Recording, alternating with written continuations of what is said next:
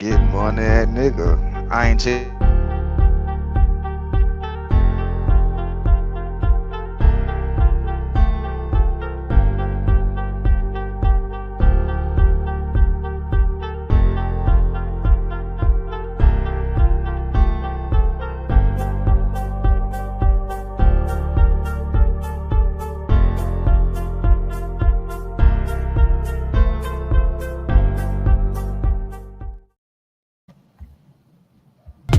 Yo, we living in the spotlight, hit that light, no cap, no filter, we take flight. Saints on the rise, got that energy. Tune in to our podcast, feel that synergy. New Orleans pride, we never fall. Subscribe to the vibes, we gon' ball. Subscribe, hit that bell, join the hype train. No cap, no filter, we breaking every chain. In the heart of the city, Saints reign supreme. Live the dream, we living it clean.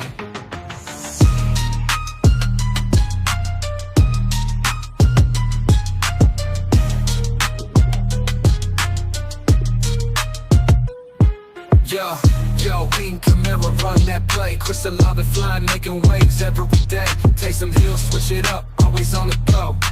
Cam joining the fans, putting on a show.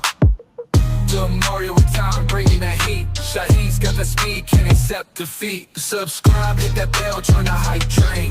No cap, no filter, we breaking every chain. In the heart of the city, Saints reign supreme. Live the dream, we living it clean. So stay tuned. Don't miss this ride with the Saints by side, we take pride.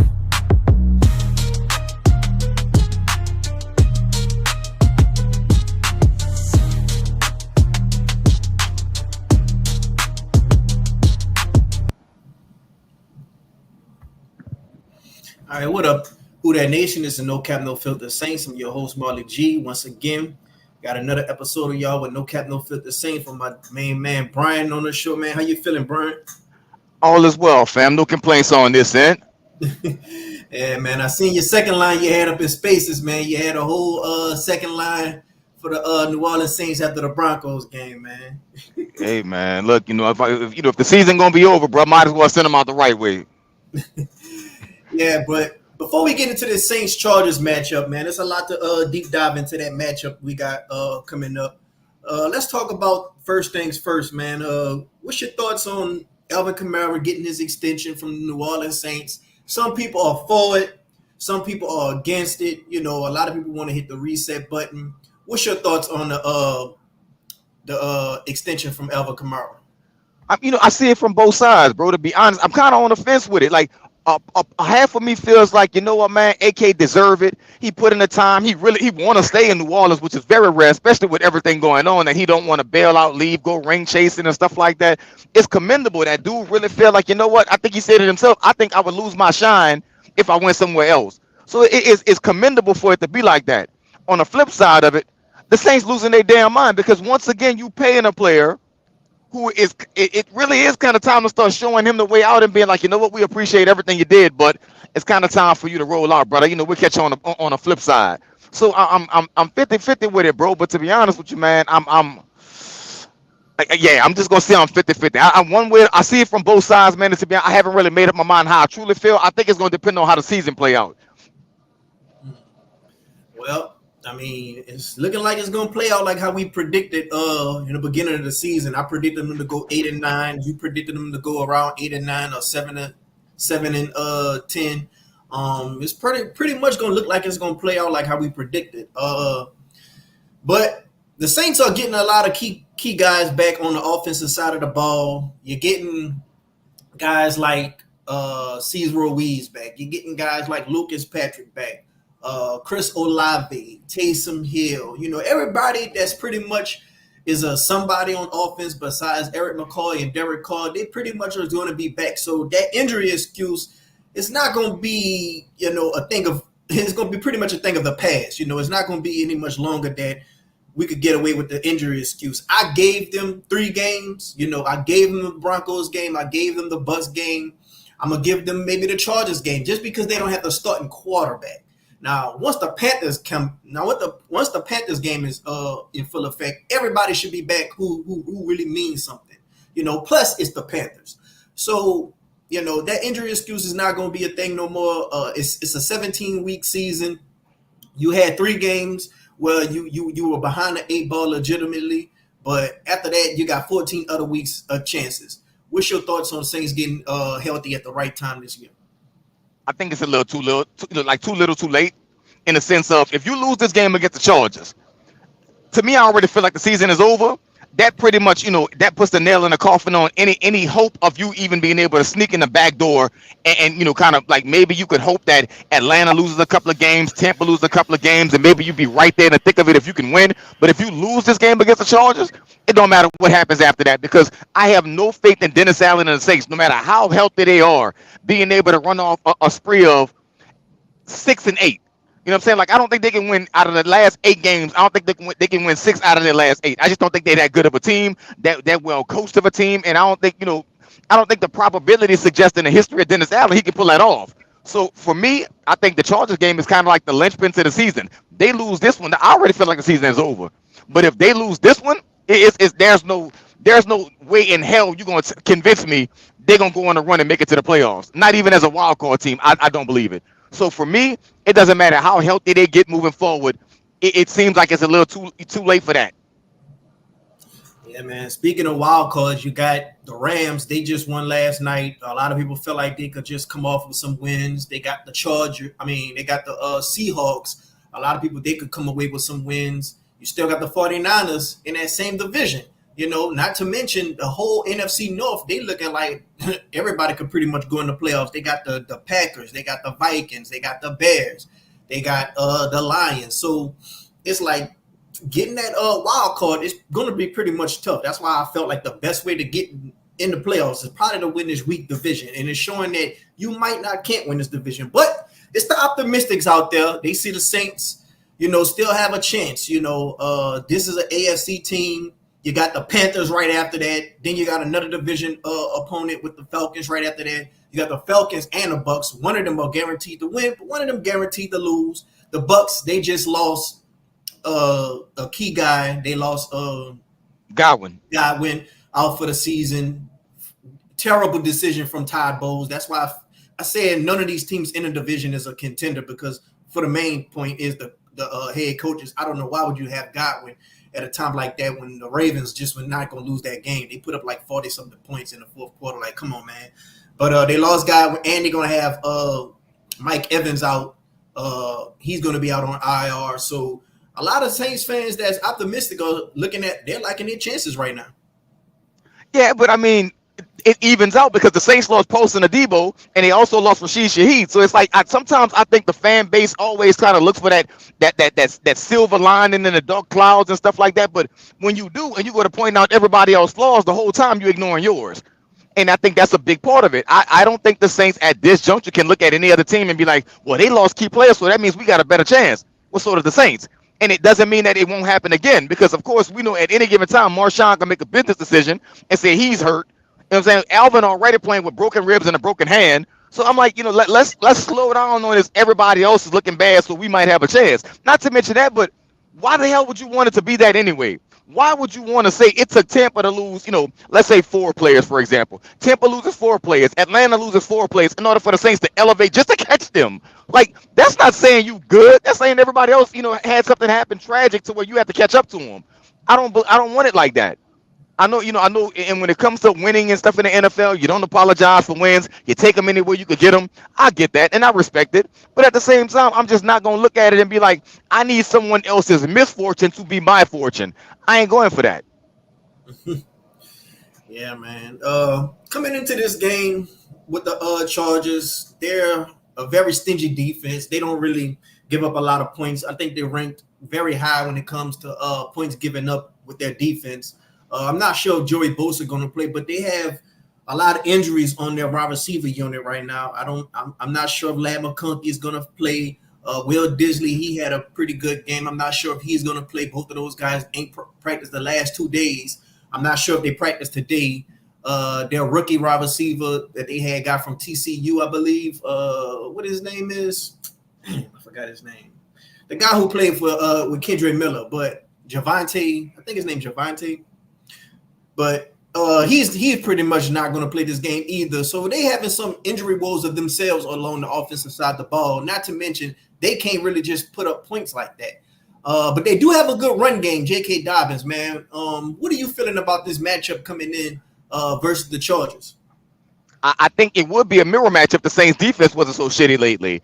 So it's damn near like the offenses are going to struggle to score points. I think with the Saints getting healthier, I think it's going to be a little bit easier for them to put up points as far as their ability to do it. I don't think they can do it against that defense.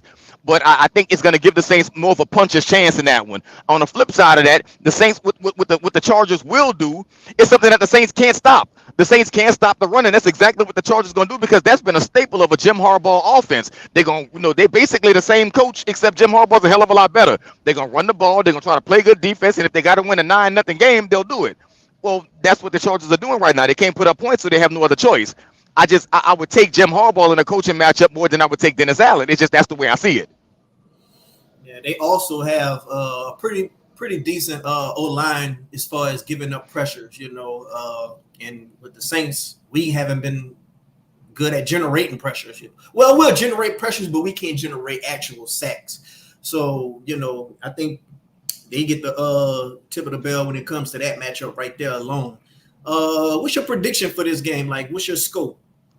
I think the Chargers are going to win this one, but I think the Saints are going to play a lot better than what we've seen over the last couple of weeks. Like, this ain't going to be one of those, back-to-back weeks in which they're throwing up 40, 50 points on the Saints defense like that or anything like that. I think the Saints are going to play a lot closer. So if the Chargers score 50, the Saints will have 47. So I think the Saints are going to play much better offensively. I think they'll play better defensively, but still they're going to get their ass kicked because, as you said, they can't generate a pass rush. And you said, they get pressure. Well, they kind of get pressure. It's almost like they're luck into it. So they're going to get some pressure, but it ain't going to lead to nothing. And I think because the Chargers are going to run the ball, it's going to wear the Saints defense down. So I see this game going somewhere in the neighborhood of, I'll say 33-27, but I still think the Chargers win it. When it comes to the injuries to Adebo, it comes to the injuries of Shaheed. They went out and got Marquez Scantling. He pretty much could play the Shaheed role because of his speed. Adebo, a lot of fans was just upset with Adebo play to begin with, to be honest with you. And a lot of people feel like, having Alante Taylor out there on the outside and having Kool-Aid in the slot and base, they fine with that, and just, rotate those guys when you go into certain different looks. They're fine with Kool-Aid being out there, and you got Rico Payton. So when it comes to those guys being out and having those guys step in, do you think the Saints will miss a beat? Yes, absolutely. For as bad as Paulson Adebo has played at times, he's still Paulson was one of those dudes that he's a 50-50 player. He's gonna give up a 31-yard PI that's gonna screw you over, but then 2 plays later he's gonna get a pick. You know what I'm saying? It's like he kind of one of those players. It's like, yeah, I messed up, but I made up for it. Not really, but we get it. So that's kind of Paulson. And on the top of that, you got Jordan Howden on that end because you lost Will Harris. You just cut John Abram. So now if you had a safety over the top that you could count on, it'd be a little different. I'm not sold on Jordan Howden. So now what you're doing is you're playing too many games on the defense. You're going to play Paulson.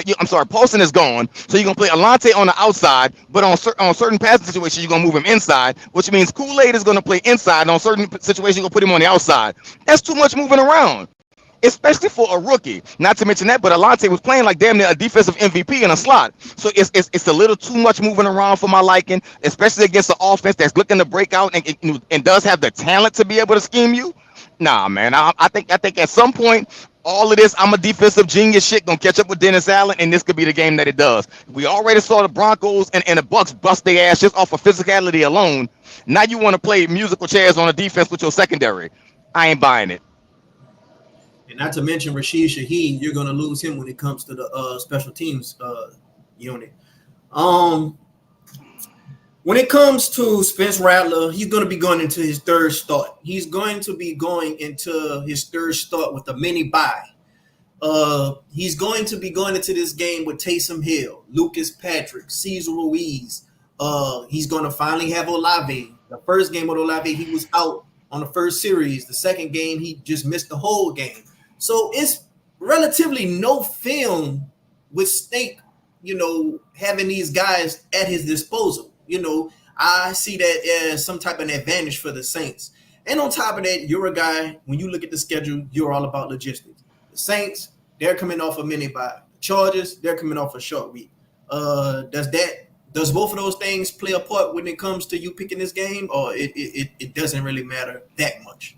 No, it does. It does. Absolutely does. Because simply, when you look at the way Spencer had to play over the last couple of games or whatever, he basically had 3 games in 10 days. Now you get 10 days for one game. I think that alone, just the preparation time, is going to be a lot better for him. And then the last couple of games, as you said, bro was basically playing with a roster that had me and you playing wide receiver and, at the skill positions for him. So it's harder to make plays when you don't have, key guys out there. I think now he has 10 days. He's getting Olave. He's getting a chance to work with Marquez, excuse me. I think that's going to help a little bit as far as having him out there, but I still think he's still getting to know the playbook, so I don't think it's going to be that much of a big impact. That being said, I think the biggest part is just the preparation time. He gets an opportunity to take 10 days to prepare for one opponent that you just said was coming off of a short week. I think that's why I say I think the offense is going to play much better this week. I still don't think it's going to be enough because I think the defense is going to be able to hold their end this week, and I think that's going to be the flip side of it. If you want to say a couple of games the offense was the reason why the Saints lost because they kept the defense on the field, I would say there's some credibility to that. This week, I think the offense is going to be able to move the ball a little bit better than what we've seen, but the defense is not going to be able to stop the Chargers from running the ball and basically playing that ground and pound style that wear them down. Alvin Kamara, he's a fan favorite. Everyone loves him. These last couple of years, he's been pretty much a guy that's gonna, he's gonna be transparent in his interviews. He's gonna say kind of what's on his mind. These last 2 interviews that he had, he was at the podium with one game, and another game it was just in the locker room, and they was asking him, what do we think of the team? And on one interview, he was like, "Oh yeah, well, I believe we got a mix of the good players. We got a mix of good players. We're gonna be out there. We're gonna be playing for each other." Never once mentioned the coaching staff. Then in another interview, he said, the guy had asked him, "Do this team still believe in Dennis Allen?" He said, "That's not for me to answer." So when I hear stuff like that, not to mention last year, when they asked Cameron Jordan the same thing, and he kind of danced around it too. It was like, do this team believe in Dennis Allen? And he just kind of danced around the question. They're basically kind of telling you in a professional manner without telling you. But, you have some guys like Tyrann Mathieu. I love Tyrann Mathieu, but I just feel like it's not the same because he wasn't here through the Sean Payton era, so he don't really see the night and day difference. But I'm pretty sure he see the night and day difference between the Andy Reid and the Dennis Allen. But, I just feel like he just want to retire as a Saint and just spend his time spend the remaining of his years in his hometown. So what do you make of stuff like that when you hear these little interviews and you hear the language and the body language? It's a lot of times it's what you don't say that matters, and I think that's exactly what's going on right here. AK, Cam Jordan, any of the veterans could easily come out and say when somebody asks about Dennis Allen, Dennis is our coach, he's a good coach, that's our guy, we're gonna play. Like, you can easily say that, but you don't. That's very telling to me, and I'm gonna stick to that there's an issue going on to what they may not believe he's the guy to lead the team, and that's fine if that's what you believe, but they can't openly say it because if they do, Mickey Loomis already gave them that come to Jesus moment, before the offseason when he basically told everybody last year going into this year, you either with us or you against us. And the people that he's given contracts to have been those that are either one, company men that are going to go out there and carry the flag for the Saints no matter what's going on. Tyrann Mathieu is one of those guys. DeMario Davis, another one of those guys. Those are the guys you expect to be company men. Guys like AK, Cam Jordan, when Mike was here, those are guys that when they get in front of the camera, it's either going to be one or two things. They're going to tell you exactly what it is, or it's going to be what they don't say that's very telling. And that's what we're seeing in this situation. I don't care which way they try to spin this. The team doesn't believe in Dennis Allen. Because it's nothing to go out and say, yeah, we believe in Dennis. They just don't. Do you think Mickey is basically just keeping Dennis as like the cleanup guy to just be the placeholder, like basically a bridge head coach until the destination becomes more attractive and appealing for a top-notch head coach like a Ben Johnson? Or do you think that, he just really believes in this guy? Like, do Do you just think he's just that placeholder guy that's just going to just remain here as long as they got these veterans here in the locker room? Because once these veterans gone, there's going to be a big void, and Dennis Allen is really going to be exposed. And on top of that, you still have a lot to clean up when it comes to the cap. No, I'll say it this way. I think that's a bonus part of it for Mickey Loomis. The fact that it's going to give him an opportunity to kind of right the ship a little bit if Dennis Allen stays around. But I don't think he's in the back. I think in the back of his mind, he understands that. But I think on the forefront of it, no, I think there's a part of him that he needs it to work with Dennis Allen more than anything else. It's almost like it has to work. Because if I get rid of Dennis, I essentially created a rift to where Sean doesn't want to be here. And then when Sean actually wanted to come back, I basically told him, nah, that's okay. You can stay where you are. You pick the side, stay there. And on top of that, I think, he's been bullish on Dennis Allen to a point to where you don't get in front of a camera and say Hall of Fame coaches like Bill Belichick and, Hank Stram and Tom Landry all suffered early, but they were able to right the ship later on. Like, you can't keep doing that and then later on come back and be like, well, you wasn't the guy. You can't do that. He's kind of backed himself into a corner. And I think there's a part of Mickey Loomis that's kind of eye on the prize of, if I can make it work with Dennis Allen, man, I can write my own ticket. So I think it's a bunch of things in the idea of, again, in the back of his mind is, who the hell is going to want this job if it's like this right now? I got an old team that's trying to get younger. I got, I've missed on several draft classes, and the cap is absolute shit water right now. So I kind of have to make it with Dennis Allen because the next coach that comes in is going to look at this. And if, I could fire Dennis Allen, I could hire Ben Johnson. But if Ben Johnson comes in and, it's this, he's not going to win either. So then I got to fire him in 3 years, just like I fired Dennis Allen in 3 years. So now my legacy is Sean left me, Dennis Allen got fired, Ben Johnson is fired, and I'm on my third coach or fourth coach in so many years. That doesn't look like a stable organization, so that makes Mickey look like a dumbass that he doesn't know what he's doing. So I think a part of Mickey wants to make it work with Dennis Allen for his own benefit, and I think another part of Mickey is looking at it and saying, well, if it doesn't work, I'm kind of stuck anyway, so I might as well just let Dennis stay. By it being only 32 of these jobs in the whole world, is it really that much of a big deal when people bring up this is not a good destination narrative? Yes, because nobody wants to get fired. Like, most coaches don't get a second opportunity. Every blue moon you do, and even when you do, you know what I'm saying, it kind of may take some years. Here's an example of that. Eric Bieniemy has been an assistant coach for as long as we all, can remember. But he hasn't had the opportunity to become a head coach. No matter how good of a coach he's been in whatever role he's been, he hasn't gotten the opportunity to be a head coach. On the flip side of that, you look at a dude like Raheem Morris. Raheem Morris got his opportunity early. He sucked at it. He had to kind of fall back for years and years and years, and then he finally got another opportunity again. So everybody doesn't get those opportunities. And that's exactly why, in this situation, you might only have 32 jobs, but if I'm going to pick one, let me pick one where I may be able to succeed. The Saints right now don't know if they have a quarterback. They've got a horrible cap situation. They have an aging team, and they've missed on several draft classes. That's not an attractive destination. And if I'm going to put my life on the line, which means that I got one crack at this, because if it doesn't work, I may not have a second opportunity. I want it to be the best opportunity possible. And this ain't it right now. So basically what you're saying is Mickey Loomis just went to Harrah's Casino and just hit on the slot machines when he got Drew and Sean at the same time. Man.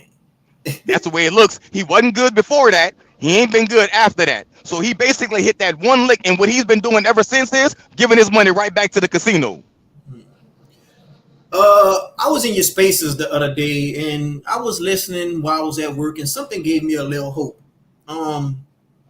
A lot of people want Dennis Allen fired, but they got a lot of other people who like, man, it's more than just Dennis Allen. It's Mickey Loomis. We're not going to be good until we get Mickey Loomis up out of here. We essentially the Cowboys with Jerry Jones. Something gave me a little hope. I'm not sure who the young lady was. You could let the Nicole. Okay, Nicole. You could give her credit, and she was basically saying this guy ain't this entity that you all, proclaiming him to be. He's just not just so untouchable like y'all think. It's a difference between a will and being in a trust. Can you give a little bit more elaboration on that to the people out there who just feel like Mickey Loomis is just this walking untouchable force? Okay, well, on the surface, she's absolutely right. What it basically means is that Mickey's safe financially. He's secure no matter what goes down. As far as being in the trust, the will is a little bit different in the idea of it doesn't mean he can't get fired. Like it's not like the will says he has to keep his job no matter what. That's not how it goes. It's just basically the will and the trust are basically saying Mickey is secure as far as if anything happens to Gail, he's financially taken care of.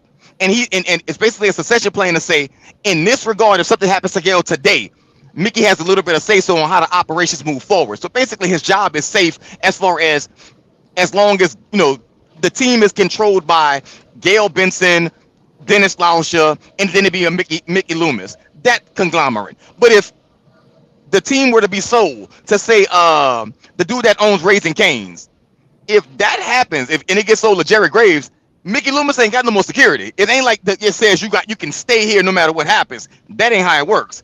On the flip side of that, the reality of it is as long as Gail Benson is in charge, Mickey Loomis will never be fired, because there's a part of it that says I'm going to honor the wishes of my late husband, Tom Benson, meaning that if Tom Benson said Mickey is a son to me, he's here no matter what goes down as long as you own the team, then it don't matter. It don't matter if it's a will. It don't matter if it's a trust. It don't matter if it's somebody writing down on a piece of paper at a bar. Mickey ain't going nowhere. And I think that's the part that people kind of miss. It's not just about the paperwork involved in it. It is about the wishes of a dying man that was leaving that said, I see Mickey Loomis as my son. He goes nowhere. So that I'm sorry to take away that small glimmer of hope that you had, but Mickey is about as safe as it gets. That man's job security is A1. That boy Mickey got better job security than Dennis Allen, boy. You know you a bad motherfucker if you walk around with that. Hey, a made man. He's a made man. Yes, that's exactly what it is. But man, bro. Wow. I mean, and Dennis Lauscher, he pretty much can't do nothing to override No, and that's what I'm saying about the succession plan and the will and the trust. It's almost like if you're going to take a pie and you split it into 4 pieces. Well, now that Mr. Benson is gone, Gail gets that. So now the pie is 50% Gail, 25% Mickey, 25% Dennis. Now, don't get me wrong. Gail has full control and full autonomy. That's her team. But the way the power structure is divvied up. Gail is going to be the figurehead. Dennis Lauscher is going to run everything, and Mickey, as far as overseeing everything, and Mickey going to run the day-to-day.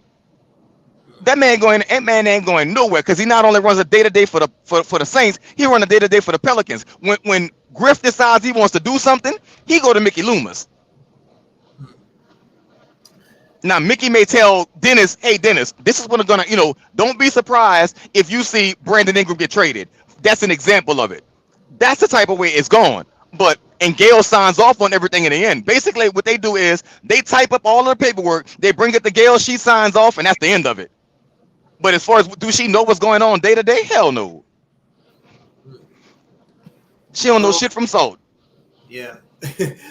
When it comes to you speaking of trades, a lot of people are just coming up with a lot of scenarios where they could, have Derek Carr in a trade. Like, who's to say Spencer Rattler might go out here and ball out? And if he does ball out, do you continue to stay with him? Do you feel like Derek Carr is just very safe when it comes to this organization?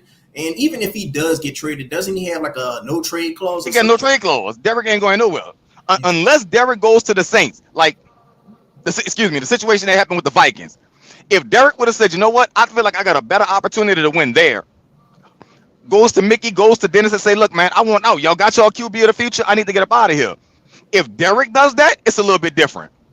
But there's no way possible if Mickey Loomis was like, man, shit, Spencer out there balling this week. We found our quarterback. Bye, Derek. Doesn't happen. He ain't going nowhere. If y'all got any questions for Brian, go ahead on and put y'all questions down in the chat. We're going to get to it as soon as possible. If you're liking the content, go ahead on and hit the like button. If you've been listening to the content for a while and you haven't subscribed, go ahead on and subscribe.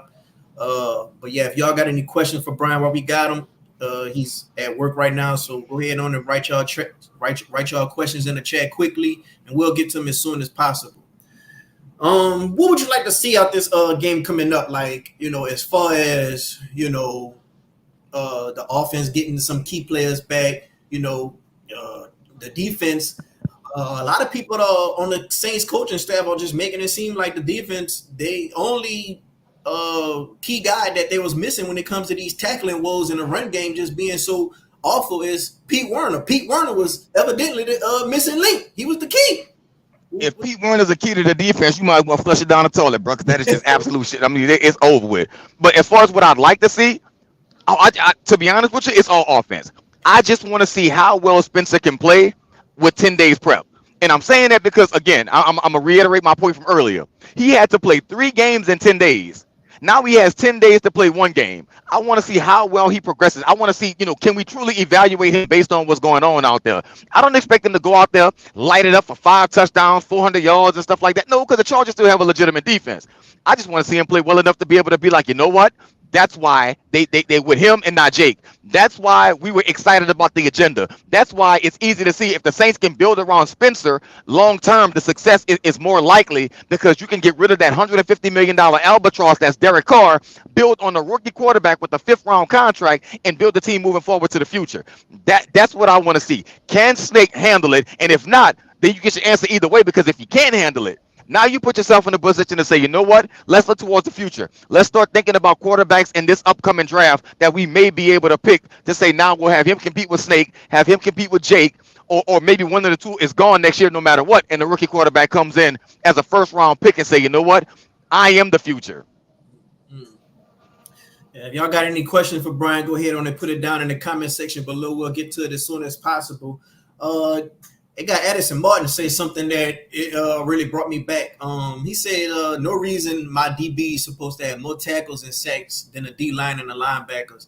And the crazy thing about it, like these last 2 or 3 games, I believe, the top 5 out the top 6 tacklers was all DBs in the defense these last couple of games. That's crazy. When you see something like that, that lets you know the Saints are giving absolutely no effort to stopping the run. None.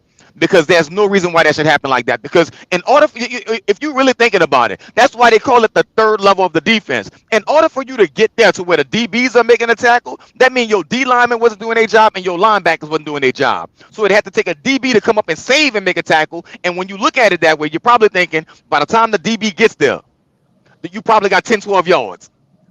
And they keep popping them like that to the point to where I want to say over the last 3 games, the Saints have almost allowed 600 yards rushing. I don't care what no player on that team tell me, and I love DeMario. You're not gonna tell me y'all giving effort. You're lying. What's the 3 keys to victory for the Saints this game? Stopping the run, creating a pass rush, and taking care of the ball on offense. If they can do those 3 things, they put themselves in a position to really, even if it's a close game. I didn't say they have to go up there and throw out, 25 points or something like no. If they can protect the ball, and even if they want, it's a field goal kicking contest, I'll take it. But the matter of you can't give the Chargers extra possessions.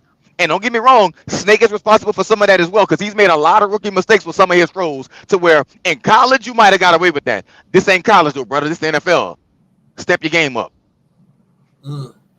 Yeah, man, those windows close very quick when it comes to the NFL. Not to mention these defensive linemen. They just very fast. You know what I'm saying? So it's different when you playing those guys in college that they ain't even much hit they prime yet. But a lot of people are interested to see Kendre Miller this game, man. Alvin Kamara, he just came out and said he playing through a broken hand or something now, and it's crazy that Alvin Kamara playing through a broken hand. Meanwhile, Zion can't play because he got some type of illness. Like, that's some crazy stuff. Unless the illness is contagious, I don't understand why they can't play. But that's another story. It was the illness that I'm gonna say this. The illness that he had, I don't think he could have played with it. Okay. Because if it's, I make fun of it, but if it's what I thought it was, he had a stomach bug. Okay. He wasn't gonna be able to play.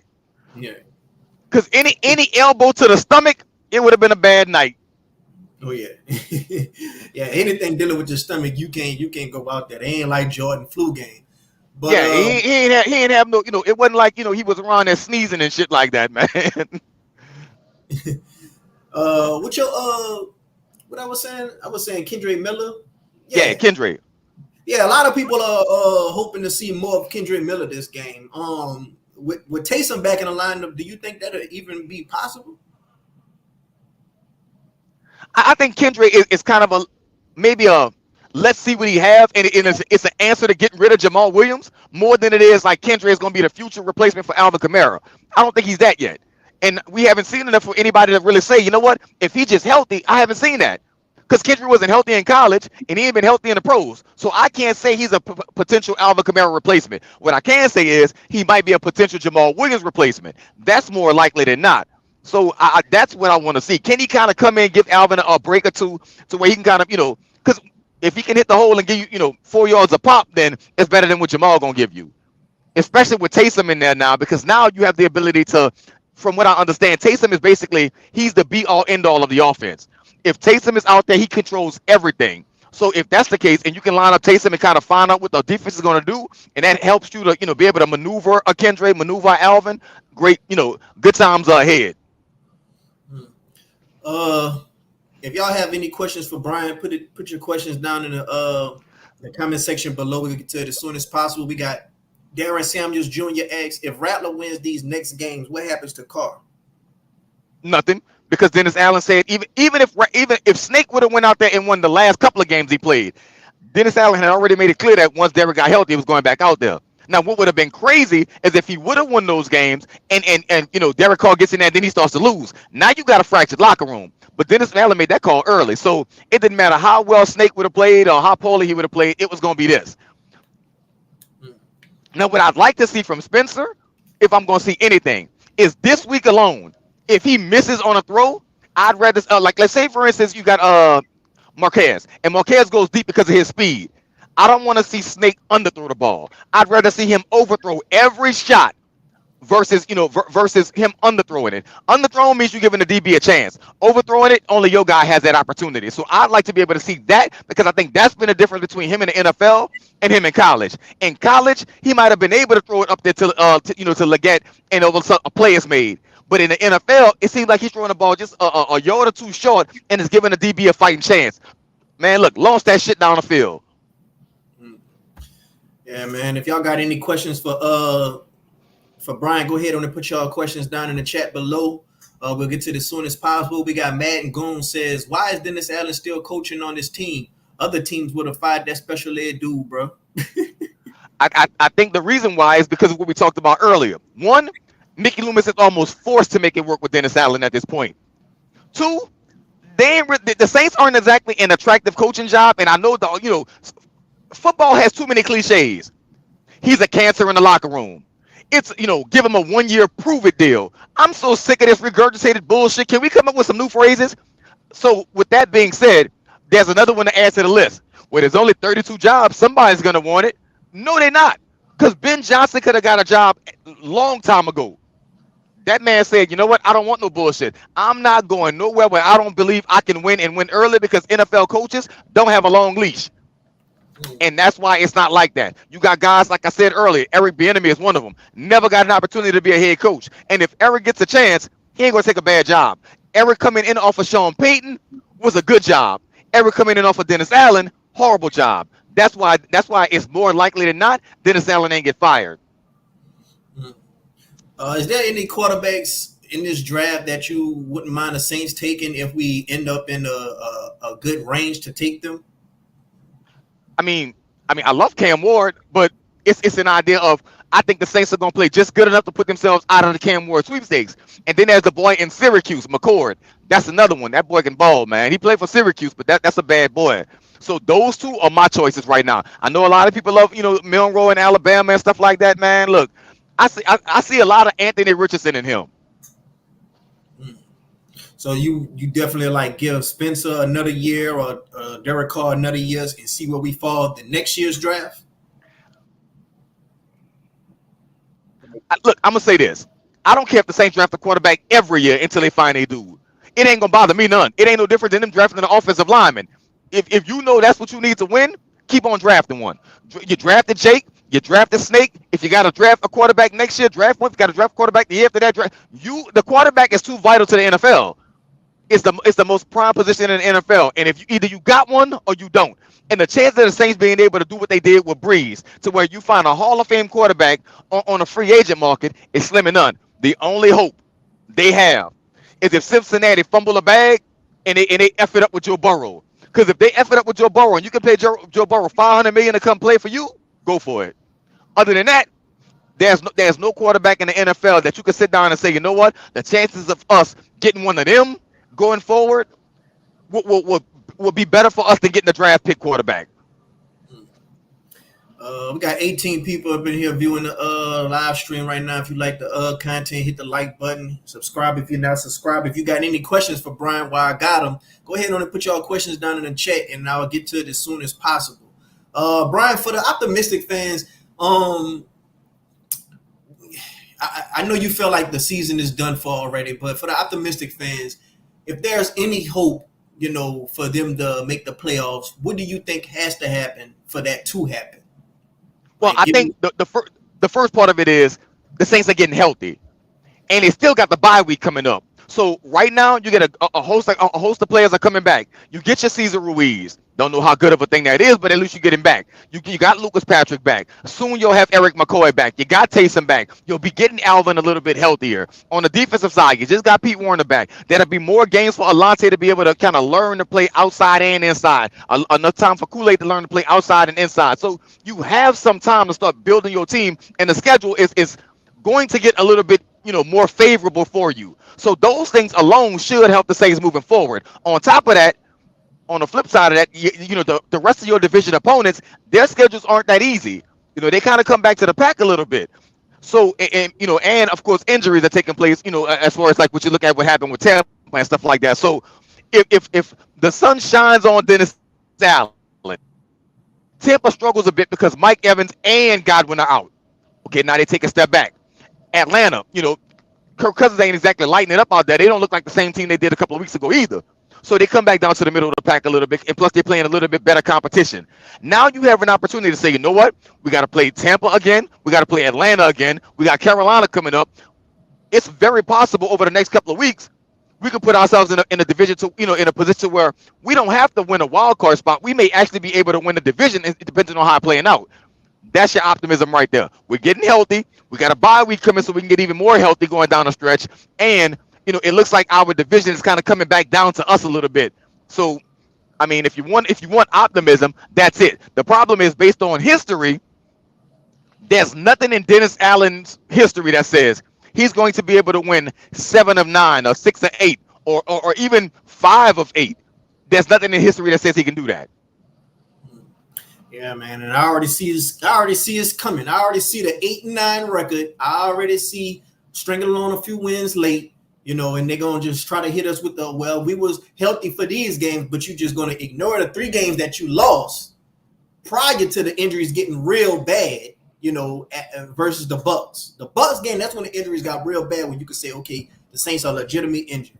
But you lost 3 games before that started happening. You lost to the Eagles. You lost to the Falcons. You lost to the Chiefs, So I don't want to hear the excuses. I'm over with it. Like, I'm done with it. This about to be the ugliest Reebok since Jay-Z shoes.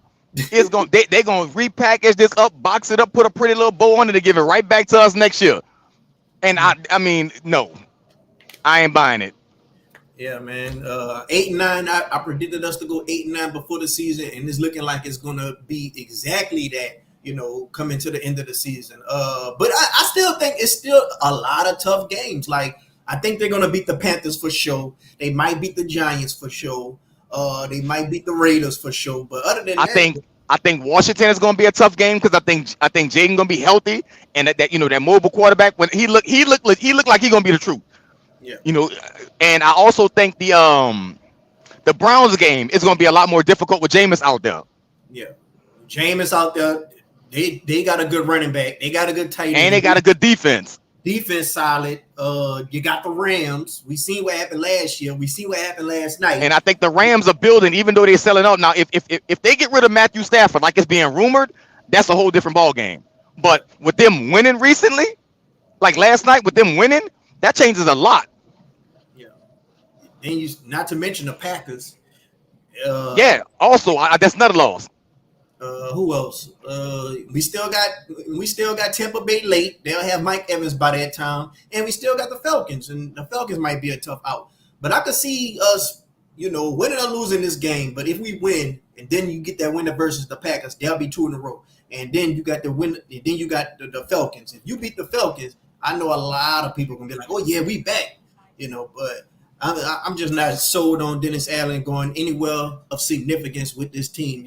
Amy trashed it a long time ago, and they should have listened. But I'm just out on the team, me personally. But let's talk about that team across the street, man. The Pelicans, man. Very, very bittersweet opening. We had the bad news with Trey Murphy. He's out. He's going to be out for a little bit longer. We had the bad news with Zion missing the first game due to an illness, and then we had your boy Dejounte Murray coming in the arena, damn near almost dropping a triple double like Ice Cube on it. Today was a good day, but right at the very end, broke his hand, bro. Man, what's your take on the whole Saints victory, and what's your take on the revolving door, the injury roles between the Pelicans, man?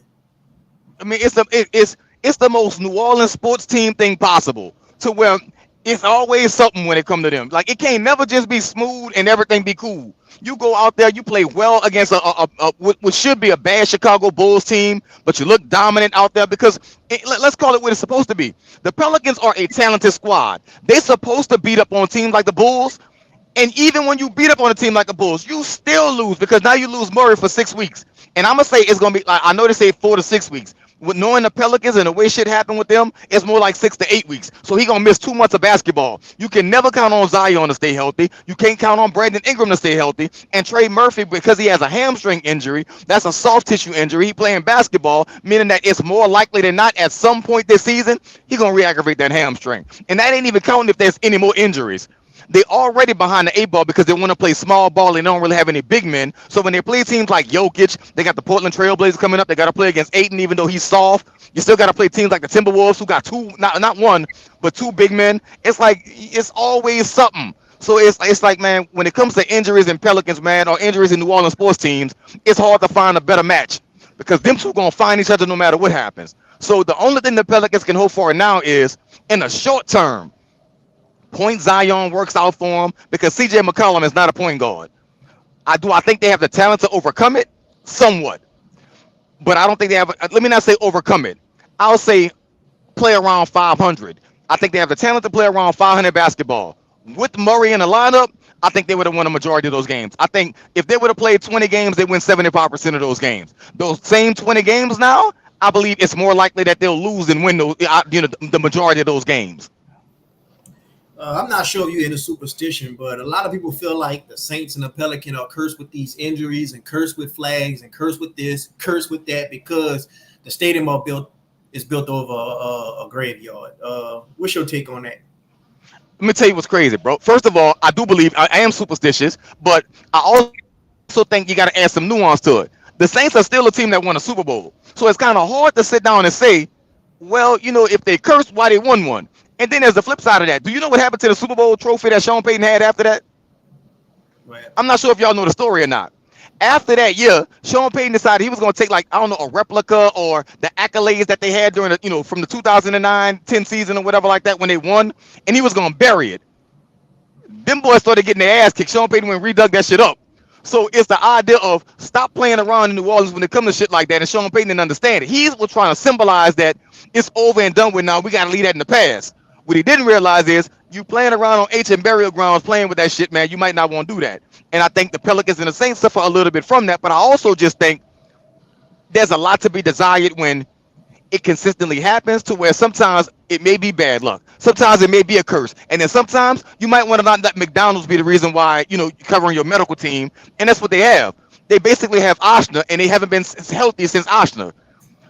Oshner, for whatever reason, their doctors are not that. They just not.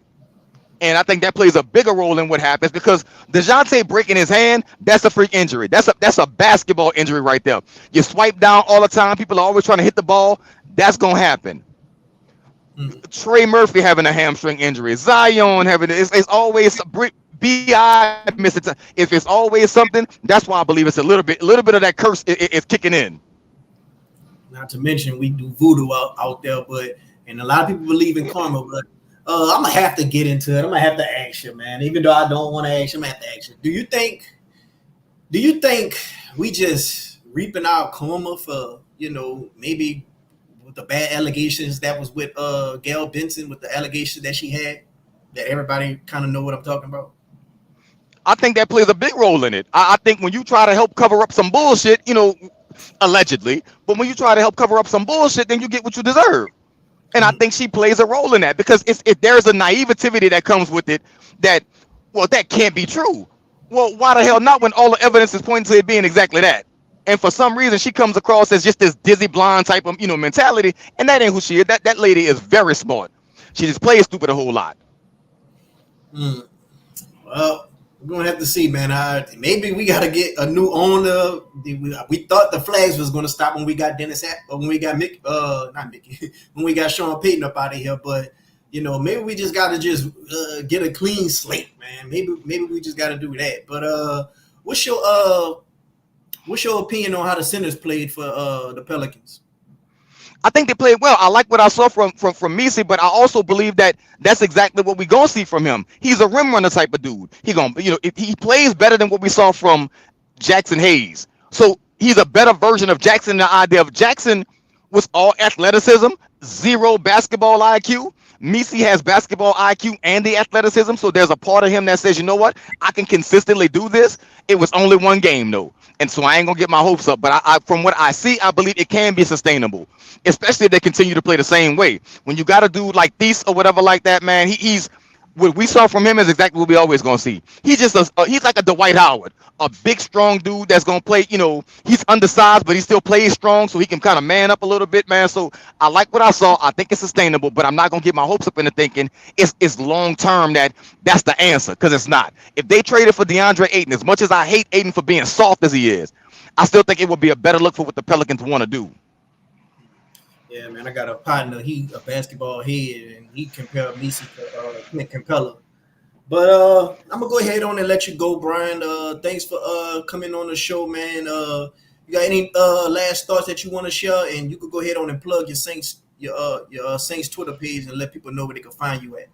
Yeah, no doubt, bro. I'm excited from what I see from the Pelicans, man. I hope I hope they're able to sustain it simply because I'm of the belief that Willie Green and Dennis Allen are one and the same. Except Willie Green just got a contract extension under the table and kind of quiet in the back room. So I believe they kind of stuck with him, and they're gonna keep on basically doubling down on Willie Green. So I want to see him make it work. I just have my doubts about his ability. As far as the Saints are concerned, man, like, look, I said it once, I'll say it again. I just want to see how well Spencer Rattler can play with 10 days prep. That's all I'm asking for. Go out there, make me and the rest of everybody else who's kind of pushed the idea that you had talent. Go out there and prove us right a little bit. I ain't saying win a game. Just go out there and play well. And as far as my Twitter, man, y'all can catch me at Battle Rap Bets, BATTLERAPBETS. Battle Rap Bets on Twitter, man. You can find me there. Cuss me out, talk crazy, do whatever you want to do, man. I ain't gonna pay you no mind. One more thing before you go, B. Some people speculate that the only reason Alvin Kamara got that contract extension is to just quiet the Saints fan base up. They were like, man, we on a 5-game losing streak. Let's go ahead on and give them some good news. What's your take on that? I think once again, it's kind of like, it's a byproduct of the results, right? It's the idea of it'll buy them a little goodwill, but that's not why they made the move. They made the move because Alvin played with broken ribs and a broken hand, and he never gave up on the team because he could have blasted him, and he didn't. He could have walked on him, and he didn't. And the reality of it is that you either was going to pay Alvin Kamara $25 million to be on your team, or you was going to pay him $25 million to be off your team, but it didn't matter because the money was on the books anyway. What this was, it was a win-win-win. It won in the idea of it helped the Saints with their salary cap. It helped the Saints, with Alvin Kamara, and it helped the Saints win a little bit of goodwill with the fans. Win-win-win.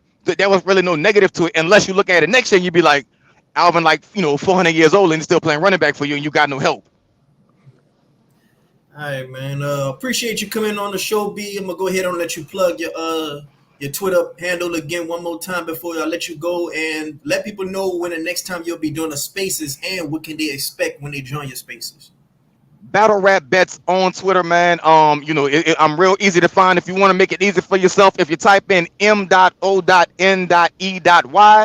You can find me up. I'll pull right up if you do it that way as well, man. You can find me as far as oh man, what I'm talking about? Probably go run the spaces. I'd say Monday after the game.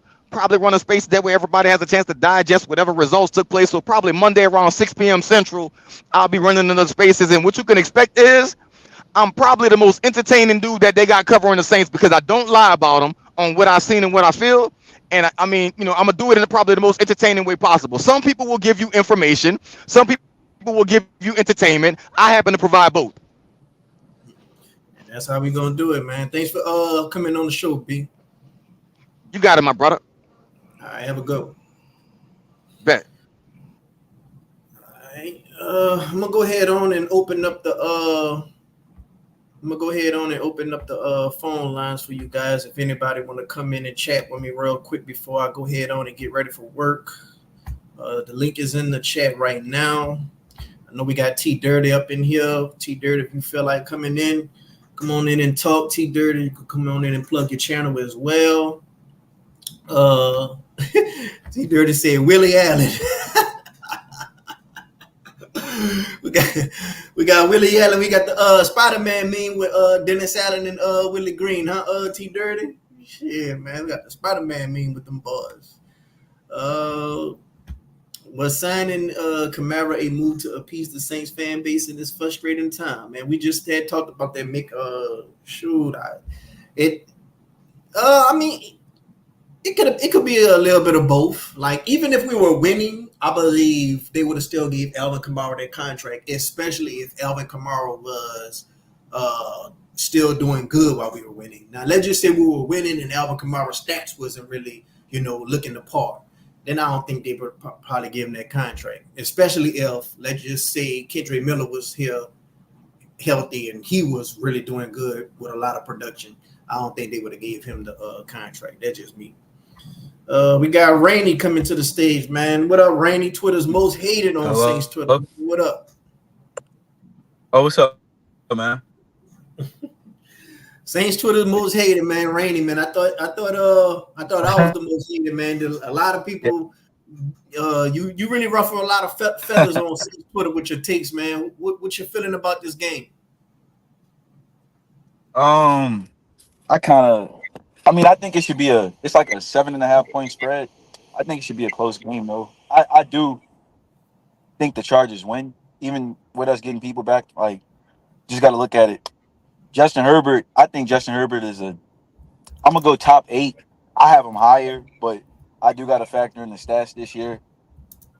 But you got a top 10 quarterback, and then you got like a Hall of you got a great coach on that side.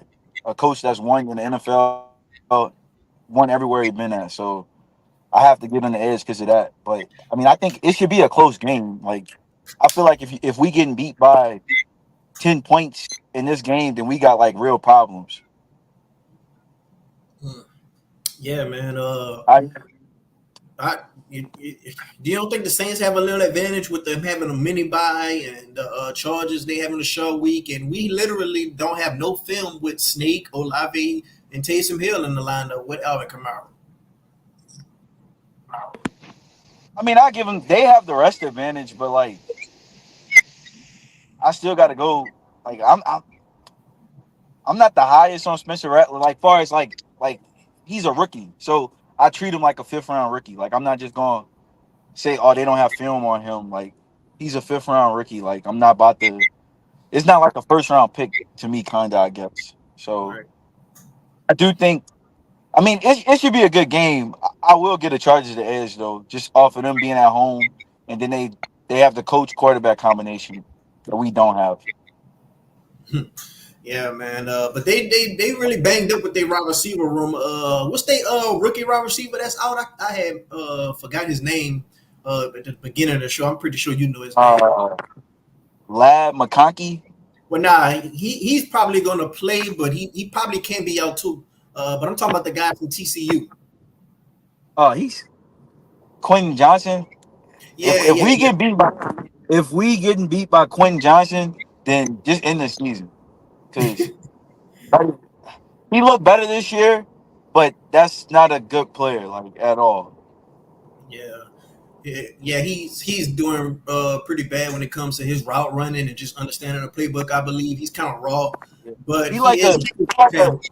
he a 6'4" receiver that don't play like he's 6'4". Yeah. If Yeah. So, yeah, he any wanted to news with start him like that. Joey Bosa playing? I think he gonna play, and I think that's one of the like the Chargers don't have a talented team. What they're gonna do is they're gonna try to run the ball. They're gonna run the ball. I do think J.K. Dobbins will have a good game. Justin Herbert, he not gonna turn the ball over, but like with the weapons that they got, you like kind of the Chargers the way they play with Greg Roman and like the lack of weapons, like you basically got like this. You basically put like a clip on like a gun, like because if Justin Herbert was a gun, you put like a clip on him with like the way they offense designed with the run game and all that. But I think one of the advantages that they're gonna have is Fuaga might be hitting his little rookie wall. For about I'm gonna go the last 3 weeks since that Chiefs game. He's been giving up a lot of pressure. He and this week it's probably gonna be Khalil Mack that he's going up against, and Khalil Mack a Hall of Famer, and like Spencer Rattler, he a rookie. This is third start. He don't have like that internal clock like that a veteran would have. Like I ain't a big Derek Carr fan, but Derek Carr probably wouldn't be taking as many sacks as Spencer Rattler would out there, even with the banged up offensive line, because he a veteran. But I think that's one of the advantages that they're gonna have is whoever is playing opposite or like the ends. And I think Bosa will play this week. Mhm. Yeah, but won't Taysom make a huge difference though? You don't think? I mean, he a chess piece, but he not pass blocking or nothing or not like that. Like Well, he's gonna be run blocking a lot for Alvin Kamara, and if he's I not mean, run he's not blocking, really like a lead back. He's not really like a lead fullback. I like Taysom Hill, but I am one of the people that think that the Saints need to be like moving off of a player like him, bro.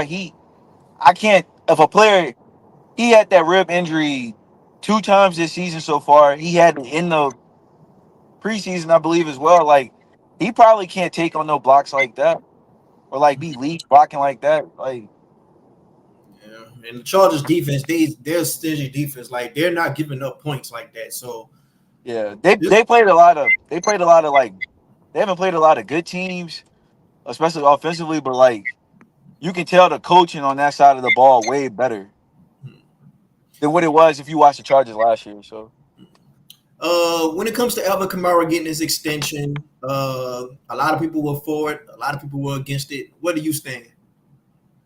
I'm like I'm like wishy washy on it. I mean, I get getting you wanting to retire players, but like we can't keep investing in old players all the time. And I mean, I think he should be good next year and 2020 let me see 2026. Like if that's the last year, that's fine, but like I'm not really for the continuing to push cap on older players. But I mean, I don't feel the same way I felt about Cam getting the extension because when Cam signed that extension, like I was like I'm not hating on players getting money. I love to get their money, but like as an organization, bro, like Cam Jordan been showing signs of being washed since 2021. Like if we go back 4 years, like 4 years outside of that month in like December of 2021, bro, he been a washed up player. Like, and I don't think we can loyalty shouldn't like supersede like a long term plan of winning, in my opinion. And that's how I feel on it.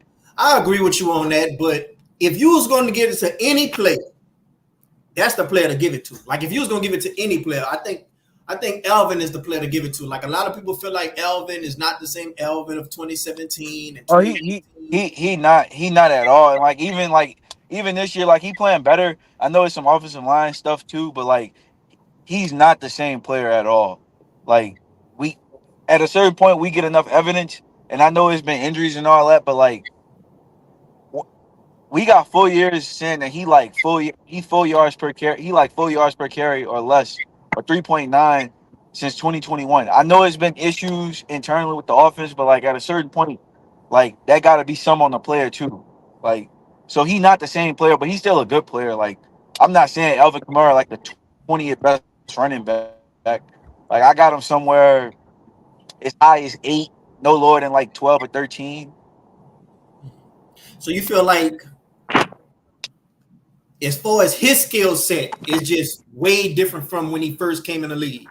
Or do you just think, and do you just believe that those first 2 weeks, those lanes and those holes that he had running the ball were just huge? He never gonna be he was as like NFL player. Like he's gonna be a good player. It's just that like he's not elite. Like I'm like elite to me is like older. Because Klein older. He drafted a year after Elvin, and like all guys You're kind of breaking up on the body. Like Derek. Oh, my fault. You hear me now? Yeah, I can hear you clear now. All right. Like even a guy like Derek Henry, he got a broken foot on his body. Saquon got like a knee injury, a foot injury, like, but they got like that home run ability where like I think those guys, as far as like that's still elite. I got Elvin Kamara. He probably with like these guys. They all came in the same draft. He like in that tier with like it's like him, Aaron Jones of the world, Joe Mixon's, James Conner. Like those dudes still good running backs. Like right now, I go watch them play. They still good. They not elite, but they good. So I can't really complain about Elvin Kamara not being a good player. It's one thing that he don't do that I wish he could do, and I wish he had the speed to be like a home run threat, or not even a home run threat to like get if he can get that edge and like pick up a long run. But I gotta live with he not that player, so I have to live with that. But I mean, he's still a good player. Again, I don't think it's like a situation like I think paying Cam Jordan, that was bad business, bro. That's the a guy did an article for ESPN, Bill Barnwell. He called that the worst contract extension in the league for probably the last 2 years, and it is like you basically paid a player. We paying a player 15 million, he 20 million on the cap for like league minimum production. Like you can't do that.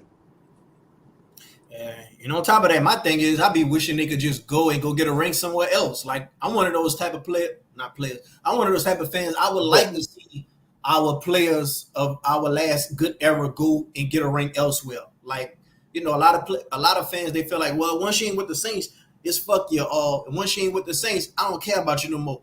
Nah, not me. Like I would like to see certain players go get a ring. Like I would love to see Michael Thomas go sign with a team, get a ring. I would love to see Cam go sign with a team and get a ring. I would love to see DeMario, all these guys go have a chance to go get a ring. Like I just think they earned that. But just keeping them to be these Saints lifers, like I don't agree with that. But like I say, if you're gonna do it for anybody, I think Elvin is the guy to do it for, because I just like the way he be transcendent in this. He keep it real in his interviews.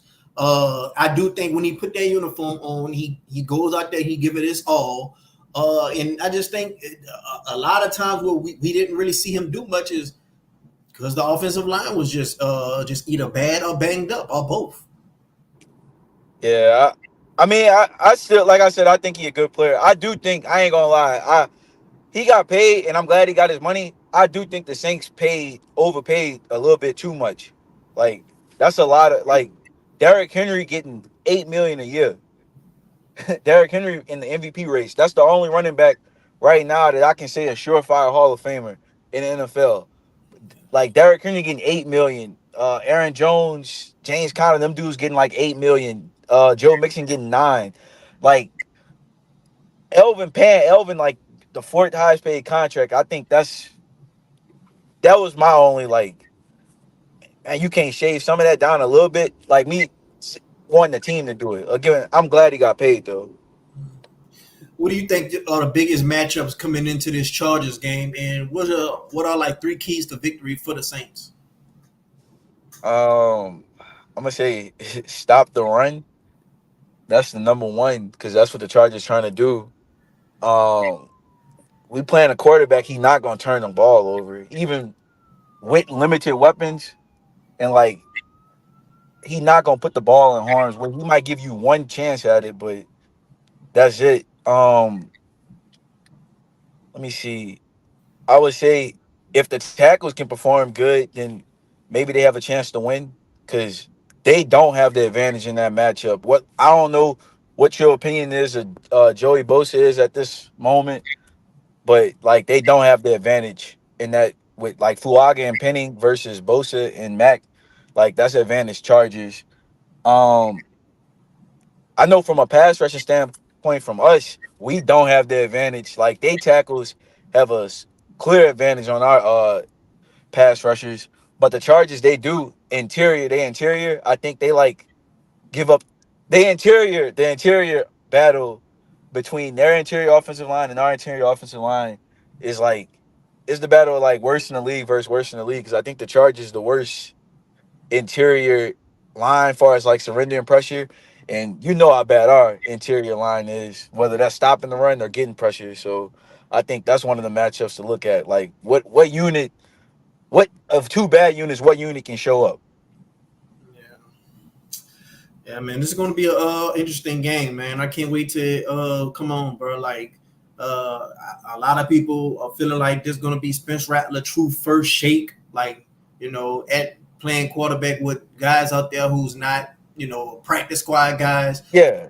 He's going to have actual starters on the offensive line. He's going to have an actual game on his belt with a Chris Olave.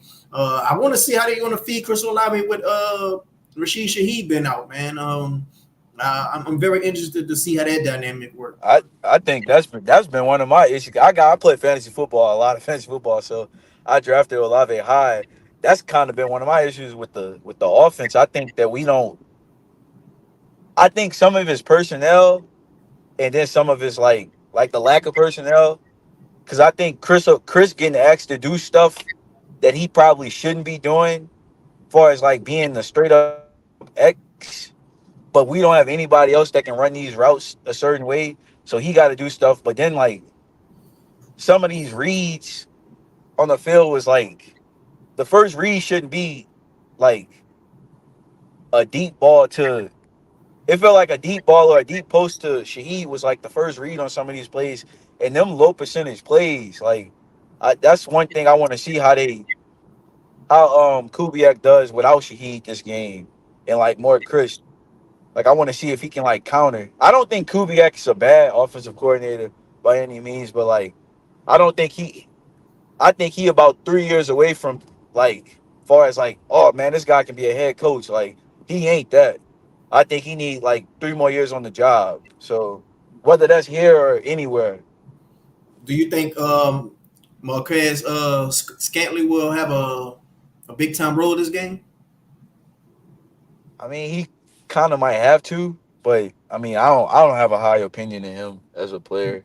I mean all I can say is like all I can say is he's like 6'4" and he fast for being 6'4", but he got suspect hands and all that. How do you feel about Spencer deep ball? I mean he got an arm. It's whether like it's kind of hard because like I'm going back off. Let me see. I know he underthrew that ball to Shaheed a little bit. With the one pick against Tampa, I can't remember any deep shots from the Broncos games. I don't even remember going deep. I think we went deep like one time, but I think he'll get better with reps. He don't have a weak arm or anything by that. Okay. Well, I mean, I'm interested to see how we're gonna play this game, bro. Because, like I said, man, we ain't really got no film on us pertaining to Spence Rattler, Taysom Hill, and Chris Olave. Yeah, we ain't got Shaheed right there, but this pretty much the team that I think Clint Kubiak wanted to have. Now Yeah. he's not gonna have a McCoy, but regarding the future, if Spence Rattler was gonna be the guy, like let's just say Spence Rattler was, gonna pan out. This like our first time really gonna be able to see what he got, Yeah. So it's damn sure. What you got in this like looking ahead of the schedule? I know I heard because I came in at the ending. And I heard you was talking about man. I think we're gonna be 8-9 again, and they're gonna just run it back. I I mean, don't feel that way. what you got? So if I had to pick, I got us like I say maybe 3 or 4 more wins. Like I don't think that this schedule. I'm gonna say max. I think at best we can go 7-10. Like I don't think this schedule. I know we look at the teams and we go like, "Oh, these teams suck," but I don't think. I think those teams say the same thing when they see us. Or Like even if we get Carr and McCoy back down the stretch.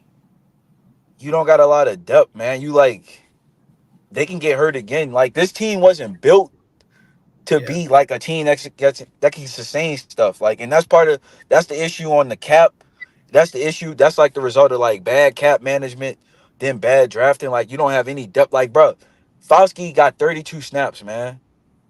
I feel like This if was I go to another team here, we was looking dude, at him. I don't think he can play football because a team with defensive line issues. If the team with defensive line issues can't play the 40th pick in the draft, then like I he just think can't play. I just think Like, it just depends on where you at and how you use. I mean, you got the dude Huff. He's playing with the Eagles right now. He's nowhere near looking like the same player he was when he played with the Jets. So yeah, I think he might have been a fake player too, but he might have. Yeah. when it comes to the Chargers, do they have like a lockdown cornerback? Nah, they don't. I think they got Sante Samuel Jr. I mean, he's a good player, but I think he play out the slot a lot. Um, I don't know if you familiar with LSU or anything. They got Christian Fulton. He playing really, really good this year, but like I don't they don't I don't think they travel a corner. Like teams don't travel corners nowadays. It's like two dudes that travel. Hmm. So we don't gotta worry about like no So I corners. guess they defense. Maybe the one thing I will say is I don't think Chris Olave, like when Chris Olave got his concussion, that wasn't a hospital ball. That was just the player for Tampa used the crown of his helmet. I will say, try to keep Olave away from Derwin James because Derwin James already been suspended multiple times for the use of the helmet, and I don't want to see Olave. Whether you got an opinion on him getting paid or not, I don't want to see dude suffer another concussion like that. So I say try to as a play caller, try to protect him and keep him away from number 3 out there. So they basically their defense just good off their front seven. I think they defense they one of those defenses. Damn, I'm trying to see how to put it. They don't have like all right, Derwin James, Derwin James, Khalil Mack, Joey Bosa. None of those guys in their primes, but and then it's surrounded by some cast offs and young players. But like the unit plays good together. Like it's one of those units you can tell like they coach well. Like when the Chargers got a bunch of cap space next year, when they able to add more talent to it, like that's when it can be even better. But if you get what I'm saying, like he's one of them units that's coached good. All right, let me just go ahead on and go down to the rest of the schedule and let me just see how many wins you got us with. All right, Saints Chargers. I got the Chargers. Okay. Panthers Saints. I got the Saints. Okay, that's one win. Falcons Saints. I'm gonna take the Falcons. Okay. Browns Saints. I'm gonna go Saints. That's a tough one though, bro. Cause like it's certain games on this schedule. This was even before the season, even before injuries, that I looked at. Like Well, me too. It was the Chargers, the Browns, and the Broncos. it wasn't the Broncos for me. It was the Browns. It was the Raiders. Why? Because they got Myles Garrett and they got Max Crosby. Like games with a player like that concern me. Like this was before we got on the field. So like that's one of those games that's hard for me to pick. But I'm gonna go with the Saints. But like if the Browns beat the Saints, even though they 1-6, I'm not gonna be surprised because I feel like if Myles Garrett play like that, this team got to show me they can block a complete player like Myles Garrett. I know they did. I know they got Micah Parsons, but like Micah Parsons not as complete as Myles Garrett. So I'm gonna And get the Saints the edge though. And not only Myles Garrett, they have just a good defense all around. And on top of that, they got a good running back and a good tight end, and Jameis, he could sling it. And, Jameis, it's going to be a lot of fanfare with him coming to the Dome. Yeah, Um, I don't know if I don't know what my opinion is of Nick Chubb, and I think because he is off a gruesome injury, but I love Nick Chubb as a player, but like I kind of I want to see how he looked before I'm just like stamping him all the way because like that was a gruesome I one. mean, that's weeks down the line, so I feel like he'll be in his I groove. know he'll be back he'll be in more shape, but like that's still one of them injuries where like that's a bad injury that he took on that Monday night game. So I kind of want to see him a little bit too. Ram Saints. Oh, I got the Rams, especially after last night. You saw that shit? Yeah. Yeah. Saints Giants. This is another game. The Giants got the most sacks in the league. They got the best to me, pure football. I think Dexter Lawrence the best player in the NFL because that's a nose tackle that can get 20 sacks. If he get 20 sacks, I don't care if they win 3 games, bro. That's defensive player of the year. So that's a game where I'm going. Eric McCoy should be back. Is going to be back by then too, obviously. But and that's a cold weather game, so I might lean Giants on that one. Yeah. Not to Some mention of they these got games, Ryan. like I said, some of these games is pick'ems because even though these teams bad, like even though it's like teams that's not good playing each other, because I don't think at this point I can say we not a good team. So it's like teams that's not good playing each other, they do something really good that we struggle at. Yeah, I'll be So I looking. have I to look at the team. I look at the matchups. yeah, like if you think Jalen Carter a problem, imagine Dexter Lawrence over Cesar Ruiz. Yeah. Uh, Not to mention they got that Thibodeau guy and Brian Burns. But Thibodeau, Thibodeau don't scare me at all, but like it's just like Dexter Lawrence that good. Like I respect that. I respect. It's like Dexter Lawrence to me. That's like going into a matchup where you like that's like a Chris Jones, Aaron Donald type stuff at this point. As far as him, so you got the Giants. yeah, All right. Commander Saints. you got to go with the Commanders, Packer Saints. Packers, Raider Saints. Saints. Buck Saints. I got them at 6-10. Man, if they 6-10, please don't do the meaningless win. So I'm gonna go Bucks. I can't take that meaningless win if they 6-10 because that's just ruining draft positioning. Yeah. And then by that time, Mike Evans should for sure be back by that time. So yeah, man, it's gonna be tough, bro. Like I don't think we don't play a hard like again. The schedule don't look hard at all. Like these teams, a lot of these teams are the same. Some of these teams is either like the weather. I know what Derek Carr looked like in cold weather. That New York game is gonna be cold. They have Dexter Lawrence. I'm gonna give them the edge off that.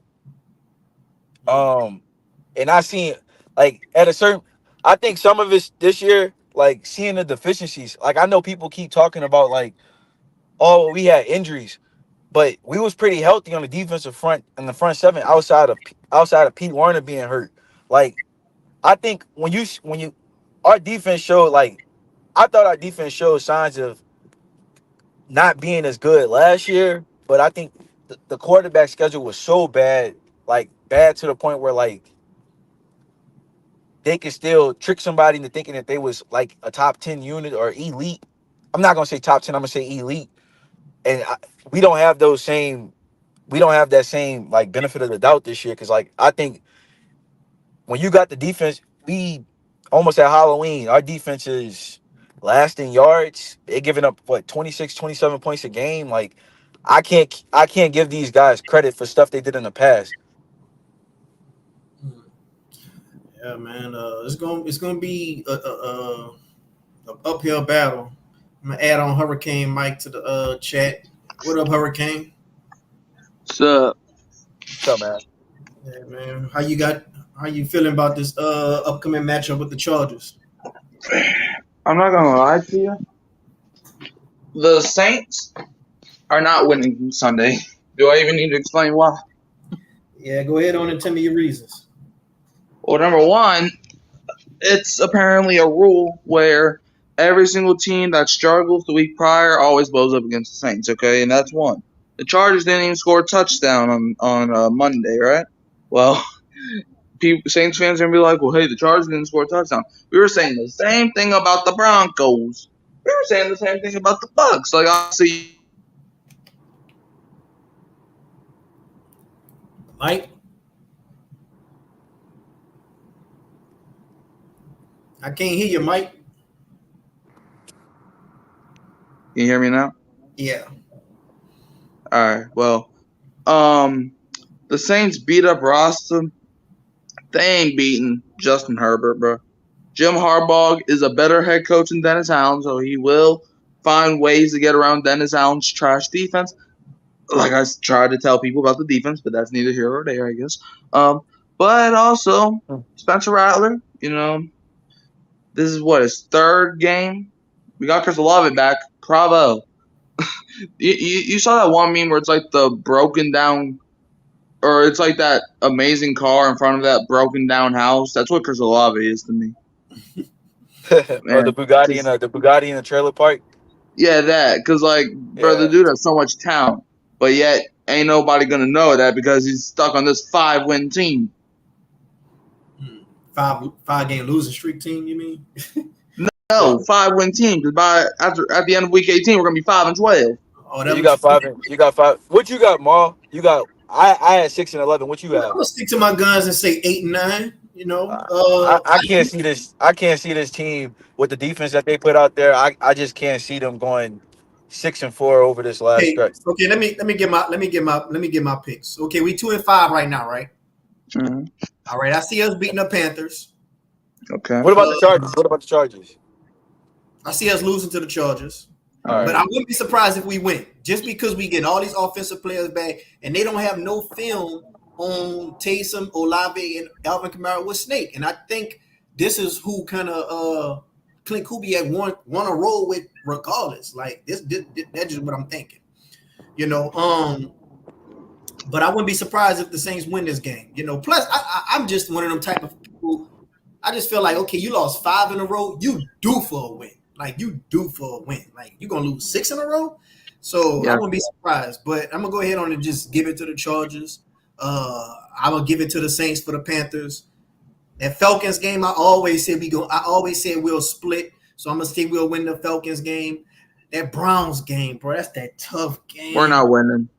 I'm gonna say the Browns win that. I'm gonna say the Rams win. I'm gonna say we beat the Giants. I'm gonna say we lose to the Commanders. I'm gonna say we lose to the Packers. I'm gonna say we beat the Raiders. And I'm gonna say we split with the Bucks. So what's that? I don't know. Okay, let me see. That's 3. That's 4. That's 5. That's 6. That's 7. Damn, so I got us at 7 and 10. So we'd be lucky. We'd be lucky if we go 8 and 9. So right now, I just predicted us to go 7 and 10. We'll be lucky we win 8 and 9. I know for sure we're going to at least 8 and 9. Well, look, man, I would love for you to be right. We're going to at least. That's what I think.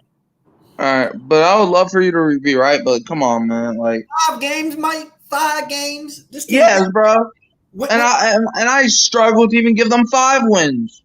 Nah, man, you can't tell me you just see 3 wins of the rest of the schedule with people coming back healthy. I do. Who are the 3 wins against? The 3 wins I had was against Carolina, against the Giants. Who was that other win I had? I think I had the Raiders, I think.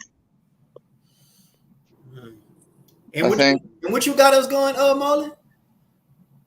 I had us going 4 and 6 down the stretch. So hell no. 4 and 6 down the stretch. So you got us going 6 and 11. Oh, okay. Yeah. Shit, I mean, y'all already know where I stand. I want Dennis Allen at 5. So whatever needs to happen. To be honest, do y'all ever read any of these little forums and stuff that say, "Oh, if the team wins 6 games, they'll run it back." Da da da da. No. Do y'all see? Sometimes you read stuff. I feel like the Saints pay a lot of their reporters to put out the news that they want. I'm not about to go name names. That's just my personal opinion. And you hear the stuff with the opinions they feel like they're close. They're gonna go for it. A team like this got to be put down to me because they hard headed and like they just not going like they like that book. They basically the book, the kids' book. Noah David, like they do the opposite of what they should do. They do the opposite of it. So Mhm. I feel like a team like this, I'm not. You don't want to root for your team to lose.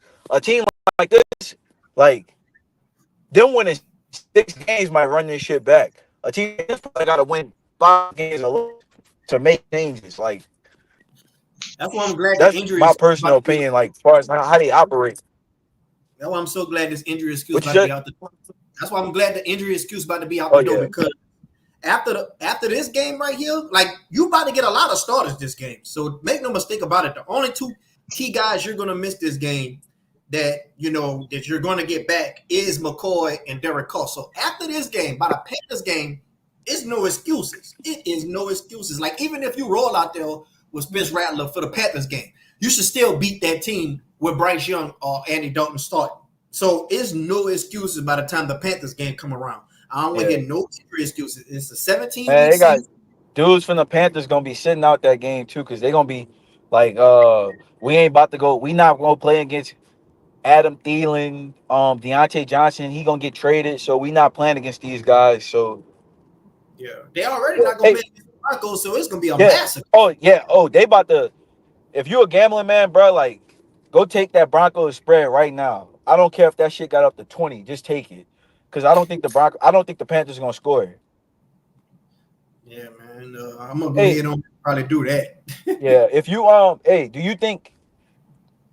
A question for both of y'all. Do y'all think the Saints would trade Lattimore? Because that's one player that got real value around the league. Because you got fans in Baltimore that want him, and then you got fans in Kansas City that want him.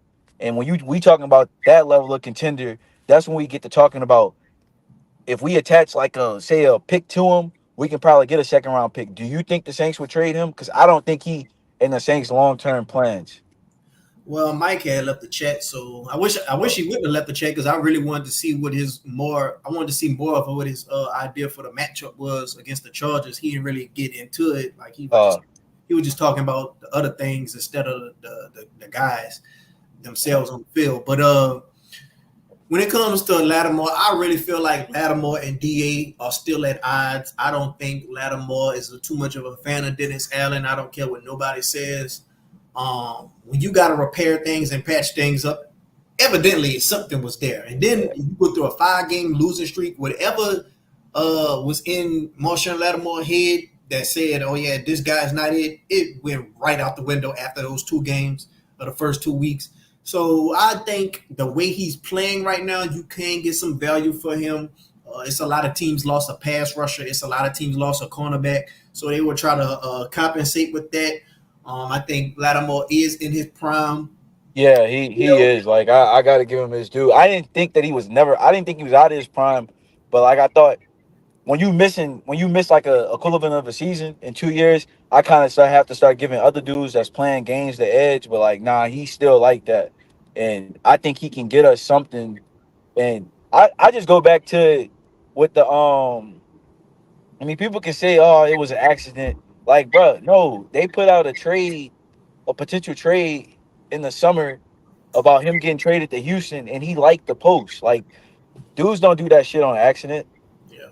Yeah, Yeah, man. When it comes to Lattimore, I feel like it just depends on if we lose this Panthers in this Falcons game. Well, I think we're going to win against the Panthers. I think the trade deadline is actually election day, so it depends on. To me, the Lattimore thing depend on like I feel like if you lose this game to the Chargers, you gotta trade him because you gotta get something. You don't When want to get exactly, when exactly is the deadline? like election day. So it's like that game right after the Panthers game. And what date is that? What date is that Like specific? I think November 5th.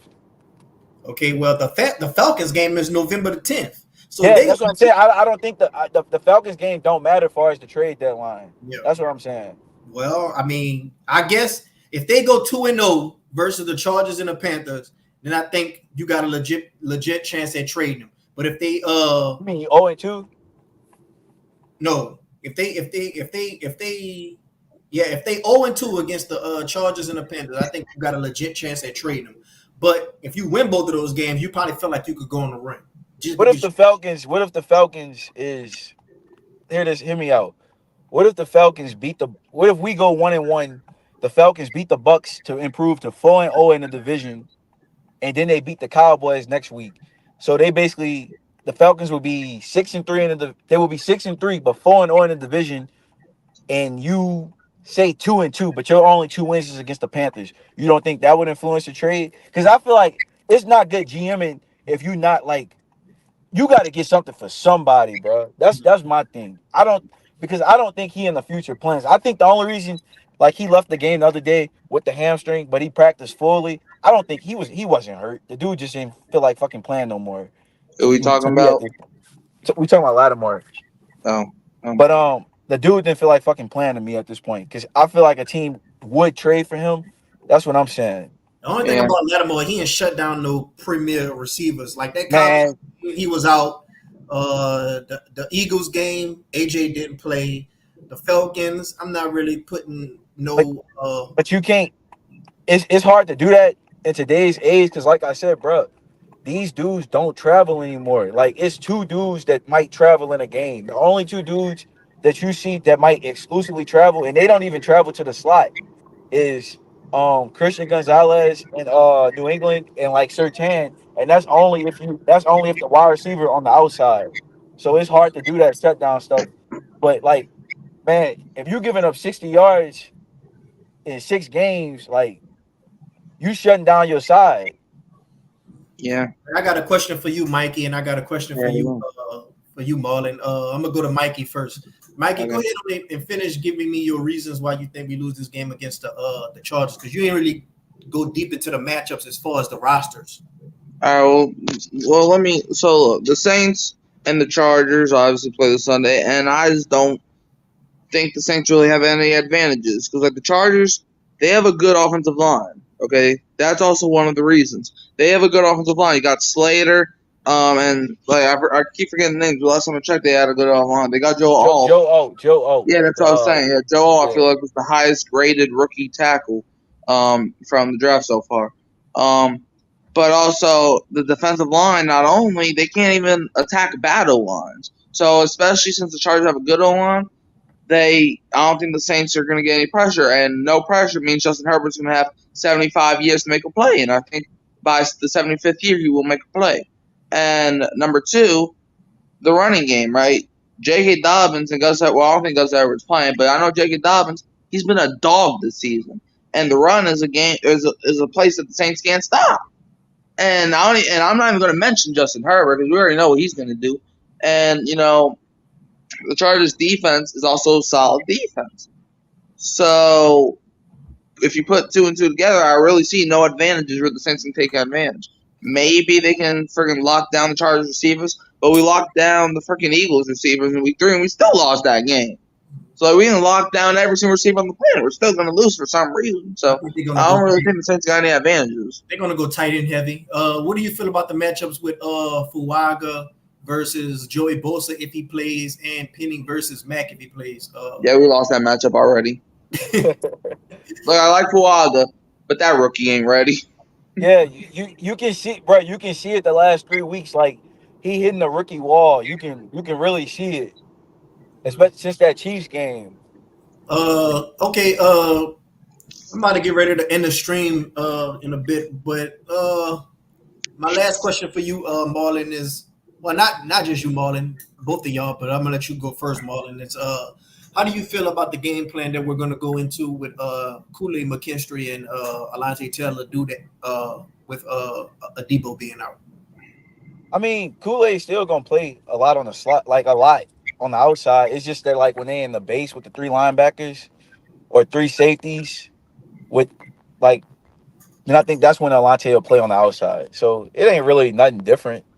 But I mean, I'm glad Kool-Aid get to play. I didn't want him to play because somebody got hurt.